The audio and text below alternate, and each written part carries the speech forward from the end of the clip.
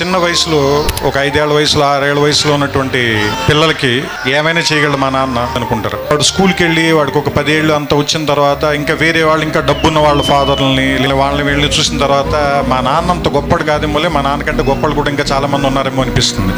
15 ఏళ్ళు దాటి 18 ఏళ్ళు అవి వస్తున్నప్పుడు నాన్న సిగరెట్ కాల్చొద్దురా లేదా బాగా చదువుకోరా ఇలాంటివన్నీ చెప్పినప్పుడు మా నాన్నకి సరిగ్గా తెలియదు అనుకుంటా బతకటం, అందుకని ఇలా అయిపోయాడు అనుకుంటాడు.